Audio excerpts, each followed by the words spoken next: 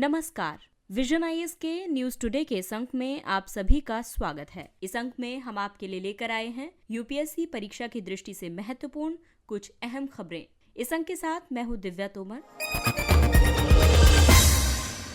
आइए सबसे पहले बात करते हैं इस अंक की खास खबरों के बारे में। पेट्रोलियम और प्राकृतिक गैस विनियामक बोर्ड ने सिटी गैस डिस्ट्रीब्यूशन नेटवर्क के लिए बोलियां आमंत्रित की। केंद्र सरकार ने दिल्ली उच्च न्यायालय के समक्ष स्पष्ट किया कि समान नागरिक संहिता लोक नीति का विषय नहीं है, इसलिए संसद को कोई निर्देश जारी नहीं किया जा सकता। उच्चतम न्यायालय ने राज्य सरकार पर अल्पसंख्यकों की पहचान सुनिश्चित करने की जनहित याचिका पर उत्तर देने के लिए केंद्र को अंतिम अवसर दिया। भारतीय मानक ब्यूरो के 75 गौरवशाली वर्ष पूर्ण हुए। भारत में एशियाई जल पक्षी गणना आयोजित की जा रही है और सांख्यिकी एवं कार्यक्रम कार्यान्वयन मंत्रालय ने वित्त वर्ष 2021-22 के लिए राष्ट्रीय आय का पहला अग्रिम अनुमान जारी किया।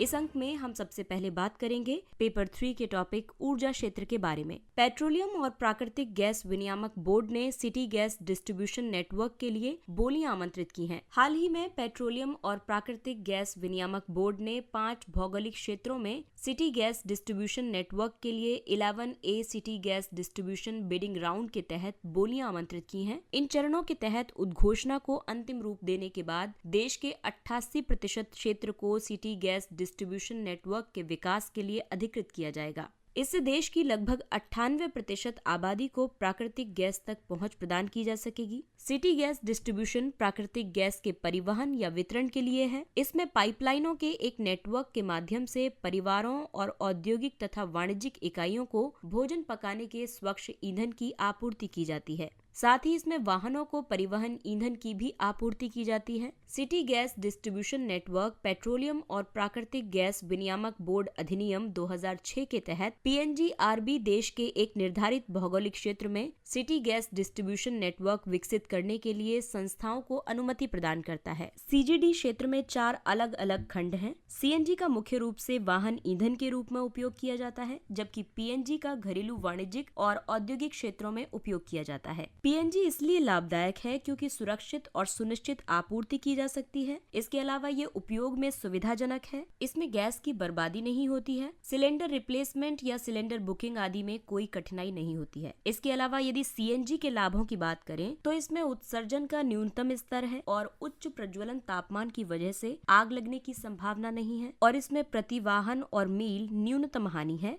तथा मृत्यु दर भी कम है। और आइए अब आपको बताते हैं भारत में सिटी गैस डिस्ट्रीब्यूशन नेटवर्क के बारे में। इसमें सबसे पहली है जगदीशपुर हल्दिया बोकारो धामरा पाइपलाइन परियोजना, दूसरी है बरौनी गुवाहाटी पाइपलाइन परियोजना, तीसरा है उत्तर पूर्वी क्षेत्र गैस ग्रिड, चौथा है कोच्चि कुटुनाड बेंगलुरु मैंगलोर पाइपलाइन परियोजना और 5वीं पाइपलाइन है एन्नोर तिरुवल्लूर बेंगलुरु नागापट्टिनम मदुरई तूतीकोरिन प्राकृतिक गैस पाइपलाइन।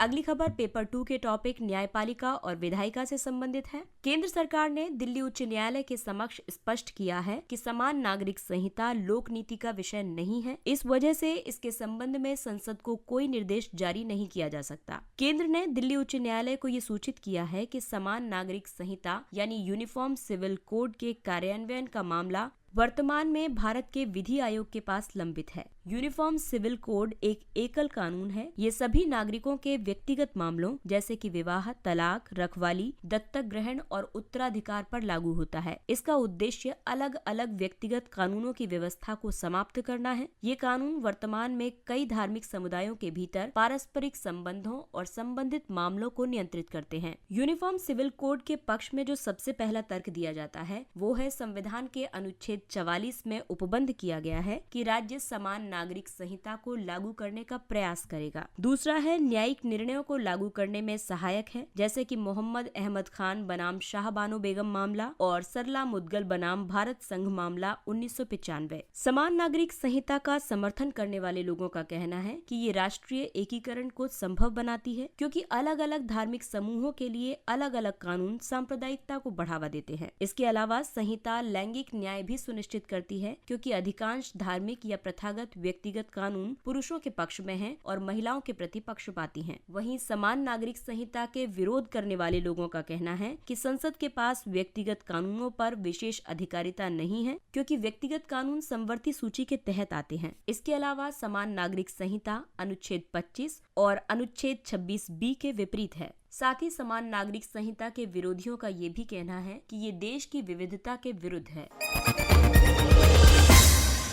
अगली खबर अल्पसंख्यकों की पहचान सुनिश्चित करने संबंधी याचिका से जुड़ी है। उच्चतम न्यायालय ने राज्य स्तर पर अल्पसंख्यकों की पहचान सुनिश्चित करने संबंधी जनहित याचिका पर उत्तर देने के लिए केंद्र को अंतिम अवसर दिया है। जनहित याचिका में राज्य स्तर पर अल्पसंख्यकों की पहचान करने वाले दिशा निर्देश तैयार करने के लिए आवश्यक निर्देशों की मांग की गई है। याचिका के मुताबिक देश के 10 राज्यों में हिंदू अल्पसंख्यक हैं। याचिका में 6 राज्यों और 2 संघ राज्य क्षेत्रों में हिंदुओं को अल्पसंख्यक का दर्जा देने की भी मांग की गई है। वर्ष 2011 की जनगणना के अनुसार इन राज्यों और संघ राज्य क्षेत्रों में हिंदुओं की आबादी में गिरावट दर्ज की गई है। भारत में अल्पसंख्यक का दर्जा देने के लिए कुछ प्रावधान हैं। दरअसल भारत का संविधान अल्पसंख्यक शब्द को परिभाषित नहीं करता है, ये केवल अल्पसंख्यकों को संदर्भित करता है। साथ ही अल्पसंख्यकों के अधिकारों को अनुच्छेद 29 और अनुच्छेद 30 के तहत उल्लिखित किया गया है। हालांकि केंद्र ने राष्ट्रीय अल्पसंख्यक आयोग अधिनियम 1992 का उपयोग करते हुए मुस्लिम, ईसाई, सिख, बौद्ध, जैन और पारसी को अल्पसंख्यक घोषित किया है। टीएमए पाई विवाद 2002 में उच्चतम न्यायालय ने ये निर्णय दिया था कि भाषाई और धार्मिक अल्पसंख्यकों का निर्धारण संपूर्ण देश की जनसंख्या को ध्यान में रखने की बजाय राज्य को एक इकाई के रूप में मानकर किया जाना चाहिए। अल्पसंख्यकों के शैक्षिक अधिकारों की रक्षा के लिए राष्ट्रीय अल्पसंख्यक शैक्षणिक संस्था आयोग अधिनियम 2004 में अधिनियमित किया गया था। अल्पसंख्यक दर्जा प्राप्त करने के कई लाभ होते हैं, जैसे कि अल्पसंख्यक समुदाय अल्पसंख्यक मामलों के मंत्रालय द्वारा संचालित विशेष योजनाओं से लाभान्वित होते हैं। इसके अलावा संविधान के अनुच्छेद 30(1) और कुछ अन्य उपबंधों के तहत शैक्षणिक संस्थानों और न्यासों के संचालन की स्वतंत्रता अल्पसंख्यकों को प्रदान की गई है। राष्ट्रीय अल्पसंख्यक शैक्षणिक संस्था आयोग का गठन राष्ट्रीय अल्पसंख्यक शैक्षणिक संस्था आयोग अधिनियम के तहत वर्ष 2004 में किया गया था। ये अल्पसंख्यक दर्जे से संबंधित विवादों के संबंध में एक अपीलीय प्राधिकरण के रूप में कार्य करता है। ये एक अर्ध न्यायिक निकाय है। इसे दीवानी न्यायालय की शक्तियां प्रदान की गई हैं। इसे अधिनियम में निर्धारित किए गए आधारों पर किसी शैक्षणिक संस्थान के अल्पसंख्यक दर्जे को रद्द करने का अधिकार है। अगली खबर देश के महत्वपूर्ण संस्थान से जुड़ी हुई है। भारतीय मानक ब्यूरो के 75 गौरवशाली वर्ष पूर्ण हुए। BIS यानी भारतीय मानक ब्यूरो अधिनियम 1986 के तहत स्थापित भारत का राष्ट्रीय मानक निकाय है। ये पहले स्थापित किए गए भारतीय मानक संस्थान यानी ISI के कार्यों का निर्वहन करता है। BIS की स्थापना वस्तुओं के मानकीकरण, मोहर के अंकन करने के लिए, गुणवत्ता प्रमाणन गतिविधियों के सुमेलित विकास या उससे जुड़े या उससे प्रसंगवश जुड़े मामलों के लिए की गई है। ये उपभोक्ता मामले, खाद्य और सार्वजनिक वितरण मंत्रालय के तत्वावधान में कार्य करता है। भारतीय मानक ब्यूरो के महत्व की बात करें तो ये सबसे पहले मानकीकरण का कार्य करता है। BIS उपभोक्ताओं को सुरक्षित, विश्वसनीय और उच्च गुणवत्ता वाले उत्पाद उपलब्ध कराने के लिए अंतर्राष्ट्रीय स्तर पर स्वीकार्य श्रेष्ठ मानकीकृत प्रथाओं का अनुपालन करता है। दूसरा महत्व है प्रमाणन का। इसके तहत किसी विशेष उत्पाद के निर्माता को BIS मानक चिन्ह यानी ISI चिन्ह के स्वमोहरांकन अधिकार प्रदान किए जाते हैं। BIS कई प्रबंधन प्रणाली प्रमाण योजनाएं भी संचालित करता है। और तीसरा महत्व है हॉलमार्किंग में। BIS स्वर्ण, चांदी के आभूषण, स्वर्ण बुलियन आदि की हॉलमार्किंग करता है। ये उपभोक्ताओं को स्वर्ण आभूषणों की शुद्धता या उनकी उत्कृष्टता पर तीसरे पक्ष के रूप में आश्वासन प्रदान करता है। और चौथा है प्रयोगशाला सेवाओं के बारे में। BIS ने देश में 8 प्रयोगशालाओं की स्थापना की है। इनका उद्देश्य अनुरूपता मूल्यांकन योजनाओं से उत्पन्न नमूनों की जांच संबंधी आवश्यकताओं को पूरा करना है। BIS ने बाहर की प्रयोगशालाओं को मान्यता प्रदान करने के लिए प्रयोगशाला मान्यता योजना भी शुरू की है। और आइए अब आपको बताते हैं BIS का अगले 25 वर्षों के लिए क्या एजेंडा है उसके बारे में। BIS एक बाधक नहीं है बल्कि एक सुविधा प्रदाता के रूप में कार्य करता है। इसका उद्देश्य एक वैश्विक संगठन के रूप में विकास करना है, वैश्विक अनुभवों से सीखना और वैश्विक मानकों को एकीकृत करना है। ये देश की प्रयोगशाला सत्यापन आवश्यकताओं का आकलन करने के लिए संबंधित कमियों के विश्लेषण पर कार्य करता है, साथ ही संपूर्ण भारत में उच्च गुणवत्ता वाली आधुनिक प्रयोगशालाएं स्थापित करता है। एक राष्ट्र एक मानक के माध्यम से गुणवत्ता और मानक क्रांति लाना इसका लक्ष्य है और साथ ही अगले 25 वर्षों के लिए BIS का एजेंडा है कि गुणवत्ता महंगी नहीं बल्कि ये लागत प्रभावी है। भारत में एशियाई जल पक्षी गणना आयोजित की जा रही है। राष्ट्रीय राजधानी क्षेत्र की 7 आर्द्र भूमियों में AWC यानी एशियन वाटर बर्ड सेंसस का संचालन किया जा रहा है। ये 7 आर्द्र भूमियां हैं हस्तिनापुर वन्य जीव अभ्यारण्य, ग्रेटर नोएडा में धनौरी और सूरजपुर आर्द्र भूमि, दिल्ली चिड़ियाघर और संजय झील, ओखला पक्षी अभ्यारण्य, नजफगढ़ झील और यमुना नदी। एशियन वाटर बर्ड सेंसस प्रत्येक वर्ष जनवरी में आयोजित किया जाता है। ये गणना वेटलैंड्स इंटरनेशनल साउथ एशिया और बॉम्बे नेचुरल हिस्ट्री सोसाइटी, जो कि एक गैर सरकारी संगठन है, ये संयुक्त रूप से करते हैं। ये एक वैश्विक जल पक्षी निगरानी कार्यक्रम इंटरनेशनल वाटर बर्ड सेंसस का एक अभिन्न अंग है। इस कार्यक्रम का वेटलैंड्स इंटरनेशनल समन्वय करता है। इंटरनेशनल वाटर बर्ड सेंसस आर्द्रभूमि स्थलों पर जल पक्षियों की संख्या के बारे में जानकारी एकत्र करने पर केंद्रित एक निगरानी कार्यक्रम है। ये अफ्रीका, यूरोप, पश्चिम एशिया, नियोट्रॉपिक्स यानी मध्य और दक्षिण अमेरिका का भाग तथा कैरिबियन में इंटरनेशनल वाटर बर्ड सेंसस के अन्य क्षेत्रीय कार्यक्रमों के समानांतर संचालित होता है। ये मध्य एशियाई उड़ान मार्ग पर प्रवासी पक्षियों और उनके पर्यावासों के संरक्षण के लिए पर्यावरण मंत्रालय की राष्ट्रीय कार्य योजना का भी एक महत्वपूर्ण भाग है। इस सेंसस के कई उद्देश्य हैं, क्योंकि जनवरी महीना अधिकांशतः प्रजातियों की गैर प्रजनन अवधि का होता है, इसलिए इस दौरान क्षेत्र में आर्द्रभूमियों पर जल पक्षियों की आबादी की वार्षिक आधार पर जानकारी प्राप्त की जाती है। वार्षिक आधार पर आर्द्रभूमियों की स्थिति की निगरानी करना इसका उद्देश्य है और नागरिकों में जल पक्षियों और आर्द्रभूमियों के प्रति अधिक रुचि को प्रोत्साहित करना इसका प्रमुख उद्देश्य है। अगली खबर पेपर 3 के टॉपिक आर्थिक क्षेत्र से। सांख्यिकी और कार्यक्रम कार्यान्वयन मंत्रालय ने वित्त वर्ष 2021-22 के लिए राष्ट्रीय आय का पहला अग्रिम अनुमान जारी कर दिया है। फर्स्ट एडवांस एस्टिमेट पहली बार वर्ष 2016-17 में प्रस्तुत किया गया था। इसे सामान्य तौर पर जनवरी के पहले सप्ताह के अंत में प्रकाशित किया जाता है। तो सबसे पहले बात करते हैं GDP की। GDP एक वित्तीय वर्ष में देश के भीतर उत्पादित सभी अंतिम वस्तुओं और सेवाओं के कुल मौद्रिक मूल्य को दर्शाती है। बजट की सभी गणना नॉमिनल GDP से आरंभ होती हैं और रियल GDP या वास्तविक GDP पूर्ण की गई गणना पर आधारित होती है, जबकि वास्तविक सकल घरेलू उत्पाद नॉमिनल GDP में से मुद्रास्फीति की दर घटाने पर प्राप्त की जाती है। वित्त मंत्रालय आगामी वित्तीय वर्ष के बजट आवंटन को निर्धारित करने के लिए FAE सकल घरेलू उत्पाद अनुमानों का उपयोग करता है। ये पहले आधिकारिक अनुमान होते हैं जिनमें ये अपेक्षा की जाती है कि उस वित्तीय वर्ष में GDP में कितनी वृद्धि होगी, इसलिए इसे अग्रिम अनुमान कहा जाता है। हालांकि इनमें औपचारिक तीसरी तिमाही में जारी आंकड़ों को शामिल नहीं किया जाता है। ये आंकड़े फरवरी के अंत में दूसरे अग्रिम अनुमान के हिस्से के रूप में प्रकाशित होते हैं। वित्त वर्ष 2022 के लिए फर्स्ट एडवांस एस्टिमेट के प्रमुख निष्कर्षों की बात करें तो इसमें GDP समृद्धि के बारे में कहा गया है कि वास्तविक GDP 9.2% की दर से बढ़ेगी और नॉमिनल GDP 17.6% की दर से बढ़ेगी। आपको बता दें कि वास्तविक GDP वर्ष 2011-12 की स्थिर कीमतों का उपयोग करके, वही नॉमिनल GDP मौजूदा बाजार कीमतों का उपयोग करके गणना की गई GDP है। इस प्रथम अनुमान में ये भी कहा गया है कि दो समृद्धि दरों के बीच लगभग 8.5% का अंतर अनिवार्य रूप से मुद्रास्फीति का एक सूचक है। व्यय के बारे में इसमें निष्कर्ष दिया गया है कि सरकारी व्यय और निवेश की रिकवरी होगी, लेकिन आय और व्यय की रिकवरी के मामले में औसत भारतीय अभी भी कोविड से पहले के स्तर पर ही है। और कम निजी उपभोग के बारे में इस अनुमान में कहा गया है कि कमजोर निजी मांग की वजह से आर्थिक विकास को बनाए रखना कठिन हो जाएगा। और आइए अब बात करते हैं कुछ अन्य संक्षिप्त लेकिन परीक्षा की दृष्टि से उपयोगी खबरों के बारे में। उच्चतम न्यायालय ने ओबीसी कोटे की वैधता को बरकरार रखा। उच्चतम न्यायालय ने नीट यूजी और नीट पीजी में अन्य पिछड़ा वर्ग के लिए 27% आरक्षण की संवैधानिक वैधता को बरकरार रखा है। इसलिए नीट यूजी और नीट पीजी पाठ्यक्रमों के लिए काउंसलिंग फिर से शुरू करने की अनुमति दे दी गई है। उच्चतम न्यायालय ने निर्णय दिया है कि अखिल भारतीय कोटा सीटों में आर्थिक रूप से कमजोर वर्गों यानी ईडब्ल्यूएस के लिए 10% का कोटा बरकरार रखा जाएगा। आय सीमा सहित ईडब्ल्यूएस मानदंडों की वैधता के प्रश्न पर उच्चतम न्यायालय मार्च 2022 में निर्णय करेगा। जैसा कि मूल रूप से अधिसूचित किया गया है कि ईडब्ल्यूएस की पहचान के लिए 8 लाख रुपए की सकल वार्षिक पारिवारिक आय सीमा के मानदंड को लागू किया जाएगा।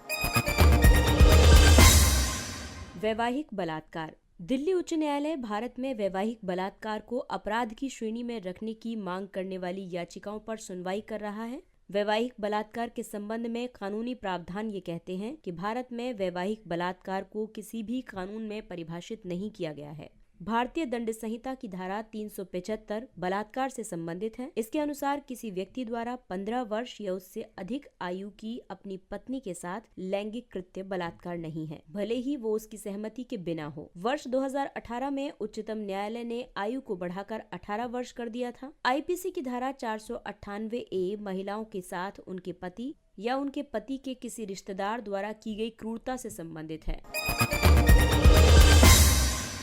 सामूहिक सुरक्षा संधि संगठन CSTO कजाकिस्तान में बढ़ती अशांति के बीच व्यवस्था को फिर से स्थापित करने के लिए CSTO के हजारों सैनिक कजाकिस्तान पहुंचे हैं। CSTO रूस के नेतृत्व वाला सैन्य संगठन है। ये किसी भी सदस्य पर हुए बाहरी आक्रमण के विरुद्ध सामूहिक सुरक्षा प्रदान करता है। CSTO की उत्पत्ति वर्ष 1992 में एक सामूहिक सुरक्षा संधि से हुई थी। इस संधि पर रूस और कुछ मध्य एशियाई देशों ने हस्ताक्षर किए थे। CSTO उत्तरी अटलांटिक संधि संगठन यानी नाटो की तरह सामूहिक सुरक्षा के सिद्धांत पर आधारित है। वर्तमान में इसके सदस्य हैं आर्मेनिया, बेलारूस, कजाकिस्तान, किर्गिज गणराज्य, रूस और ताजिकिस्तान। भारत का परमाणु सिद्धांत। भारत ने परमाणु हथियार वाले देशों यूनाइटेड किंगडम, चीन, फ्रांस, रूस और संयुक्त राज्य अमेरिका के परमाणु युद्ध को रोकने के संयुक्त बयान का स्वागत किया है। साथ ही स्वयं के परमाणु सिद्धांत को भी दोहराया है। इन 5 परमाणु सशस्त्र राष्ट्रों ने परमाणु हथियारों के प्रसार को रोकने का संकल्प लेते हुए कहा था कि परमाणु युद्ध कभी नहीं जीता जा सकता है और इसलिए इसे कभी नहीं लड़ा जाना चाहिए। परमाणु हथियारों पर भारत का रुख कहता है कि एक विश्वसनीय न्यूनतम प्रतिरोध का निर्माण और उसे बनाए रखना जरूरी है। सार्वभौमिक, गैर भेदभावपूर्ण और सत्यापन योग्य परमाणु निरस्त्रीकरण का लक्ष्य होना चाहिए। नो फर्स्ट यूज नीति। इसके अलावा गैर परमाणु हथियार वाले देशों के खिलाफ परमाणु हथियारों का उपयोग न करना। आधार सक्षम भुगतान प्रणाली AEPS। भारतीय राष्ट्रीय भुगतान निगम ने AEPS के माध्यम से लेन देन को मानकीकृत करने के लिए नकद निकासी और मिनी स्टेटमेंट की सीमा की शुरुआत की है। वर्तमान में AEPS के माइक्रो ATM से नकद निकासी की सीमा 10,000 रुपए प्रति लेन देन है। AEPS एक बैंक के नेतृत्व वाला मॉडल है। ये आधार प्रमाणीकरण का उपयोग करके POS यानी माइक्रो ATM पर ऑनलाइन अंतर संचालनीय वित्तीय समावेशन लेन देन की अनुमति देता है। ये लेन देन किसी भी बैंक के बिजनेस कॉरेस्पॉन्डेंट के माध्यम से किया जाता है। बिजनेस कॉरेस्पॉन्डेंट बैंक शाखा या ATM के अलावा अन्य स्थानों पर बैंकिंग सेवाएं प्रदान करने के लिए बैंकों द्वारा नियुक्त किए गए खुदरा एजेंट होते हैं। AEPS को NPCI द्वारा प्रदान किया जाता है। इसके अंतर्गत लेन देन के ग्राहक को केवल बैंक का नाम, आधार संख्या और उंगलियों के निशान उपलब्ध कराने होते हैं। चालू खाता घाटा। भारतीय रिजर्व बैंक के आंकड़ों के मुताबिक भारत के चालू खाते में वित्त वर्ष की दूसरी तिमाही में 9.6 बिलियन अमेरिकी डॉलर का घाटा दर्ज किया गया है और इसमें लगातार वृद्धि हो रही है। चालू खाता घाटा एक व्यापार माप है। इसके मुताबिक किसी देश ने वस्तुओं और सेवाओं और पूंजी का निर्यात की तुलना में अधिक आयात किया है। यदि देश द्वारा आयात की जाने वाली वस्तुओं और सेवाओं का मूल्य उसके द्वारा निर्यात की जाने वाली वस्तुओं और सेवाओं के मूल्य से ज्यादा हो जाता है तो देश को घाटे में कहा जाता है। इसी तरह आयात और निर्यात के मूल्यों का अंतर ही चालू खाता घाटा है। चालू खाते में ब्याज और लाभांश और अंतरण जैसे कि विदेशी सहायता सहित शुद्ध आय शामिल है। सी ड्रैगन 22 ये प्रशांत महासागर में एक बहुपक्षीय पनडुब्बी रोधी युद्ध अभ्यास है। इसमें भारत, ऑस्ट्रेलिया, जापान, संयुक्त राज्य अमेरिका, कनाडा और दक्षिण कोरिया भागीदार राष्ट्र हैं। इनमें से भारत, जापान, ऑस्ट्रेलिया और संयुक्त राज्य अमेरिका क्वाड का हिस्सा हैं। इसके अलावा ये देश मालाबार अभ्यास में भी भाग लेते हैं। राष्ट्रीय जल पुरस्कार 2020। तीसरे राष्ट्रीय जल पुरस्कार में सर्वश्रेष्ठ राज्य श्रेणी में उत्तर प्रदेश को पहला स्थान मिला है। इसके बाद राजस्थान और तमिलनाडु का स्थान है। इन पुरस्कारों की स्थापना सरकार के जल समृद्ध भारत के दृष्टिकोण को प्राप्त करने के लिए की गई है। इसका उद्देश्य देश भर में राज्यों, जिलों, व्यक्तियों, संगठनों आदि द्वारा किए गए अनुकरणीय कार्यों और प्रयासों को मान्यता देना और उन्हें प्रोत्साहित करना है। इस पुरस्कार का उद्देश्य देश में जल संसाधन प्रबंधन के प्रति समग्र दृष्टिकोण अपनाने के लिए हितधारकों को प्रोत्साहित करना है। साथ ही ये लोगों में जल के महत्व के बारे में जागरूकता पैदा करने और उन्हें जल उपयोग के सर्वोत्तम तरीकों को अपनाने के लिए प्रेरित करने का भी एक प्रयास है। इसकी स्थापना जल शक्ति मंत्रालय ने वर्ष 2018 में की थी। तीर्थ यात्रा, कायाकल्प और आध्यात्मिक विरासत संवर्धन अभियान प्रसाद योजना। हाल ही में पर्यटन मंत्रालय ने प्रसाद योजना के तहत उत्तर प्रदेश मथुरा के गोवर्धन में कई परियोजनाओं का उद्घाटन किया है। प्रसाद योजना एक केंद्रीय क्षेत्र की योजना है। इसके तहत धार्मिक पर्यटन अनुभव को समृद्ध करने के लिए संपूर्ण भारत में तीर्थ स्थलों के विकास और पहचान पर ध्यान केंद्रित किया जाता है। इसके कई उद्देश्य हैं। तीर्थ स्थलों को प्राथमिकता के आधार पर योजनाबद्ध और टिकाऊ तरीके से एकीकृत करना, तीर्थ स्थलों के विश्व स्तरीय बुनियादी ढांचे के विकास की परिकल्पना करना। इसमें पर्यटन सुविधाओं पर विशेष बल दिया जाएगा। गंगा सागर मेला। कलकत्ता उच्च न्यायालय ने कोविड-19 मामलों में बढ़ोतरी के बावजूद पश्चिम बंगाल को इस वर्ष के गंगा सागर मेले को आयोजित करने की अनुमति दी है। ये मेला मकर संक्रांति के अवसर पर सुंदरबन के गंगा सागर द्वीप पर लगता है। ये प्रयागराज में कुंभ मेले के बाद भारत में तीर्थयात्रियों का दूसरा सबसे बड़ा मेला है। हजारों तीर्थयात्री गंगा और बंगाल की खाड़ी के संगम में पवित्र डुबकी लगाते हैं और कपिल मुनि मंदिर में पूजा अर्चना करते हैं। इसके साथ ही ये अंक समाप्त होता है। अगले अंक में फिर मुलाकात होगी कुछ अन्य महत्वपूर्ण खबरों के साथ। तब तक सावधानी बरतिए, क्योंकि कोरोना अभी समाप्त नहीं हुआ है। इसलिए मास्क पहने, सुरक्षित दूरी बनाए रखें, हाथ और चेहरा साफ रखें और टीकाकरण अवश्य करवाएं। और अब हमें यानी विजन IAS की पूरी टीम को दीजिए इजाजत। नमस्कार।